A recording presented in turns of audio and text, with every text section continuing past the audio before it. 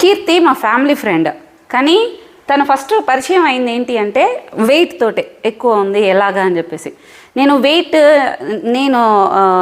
Weight loss చేసే వాళ్ళతో కూడా ఎక్కువ ఒక బాండింగ్ ఎక్కువ మెయింటైన్ చేయను. చేస్తే ఏమవుతుంది అంటే ఇదిగో ఇలా అవుతుంది, తర్వాత తెచ్చి మనకే ఫుడ్ ఇస్తారనమాట. బాగుంటుంది ఇక్కడ ఈ ప్లేస్లో తెలుసా అని. అందుకే నేను ఆ ఫ్రెండ్షిప్ అనేది మెయింటైన్ చేయను అనమాట. వాళ్ళు మళ్ళీ మాట ఎంటర్ అని చెప్పేసి.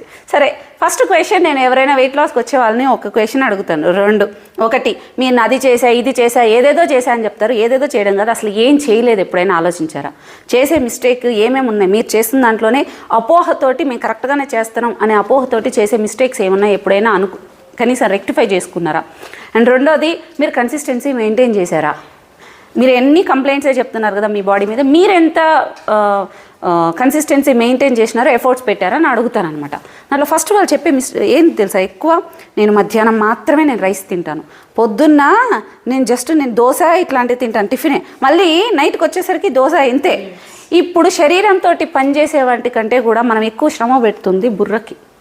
ఎక్కువ మెంటల్ స్ట్రెస్లో ఇంకా ఎమోషనల్ ఈటింగ్ ఎక్కువైపోతుంది. మీరు లంచ్ని మాత్రమే కన్సిడర్ చేస్తున్నారు ఎనర్జీగా. మరి ఇంటర్నల్గా మీరు సాయంత్రం ఇచ్చేస్తారు, రాత్రి ఇచ్చేస్తారు, మళ్ళీ మార్నింగ్ ఇచ్చేస్తారు. అది కూడా గుర్తుపెట్టుకోండి, అది కూడా ఫుడ్డే కదా. మీరు మార్నింగ్ వీలైనంత వరకు వెజిటబుల్స్, ప్రోటీన్ ఇట్లాంటివి ఎక్కువ ఉండేటట్లు తీసుకోండి. లంచ్ హెవీగానే తీసుకోండి. డిన్నర్ వచ్చేసరికి ఈజీగా డైజెస్ట్ అయ్యే ఫుడ్ తీసుకోండి. అప్పుడు మీ ఎనర్జీ క్లాక్ కూడా మెయింటైన్ అవుతుంది. అండ్ రైసా, వీటా, మిల్లెట్సా అడుగుతారు కదా, నేను నెక్స్ట్ వీడియో అప్లోడ్ చేస్తాను.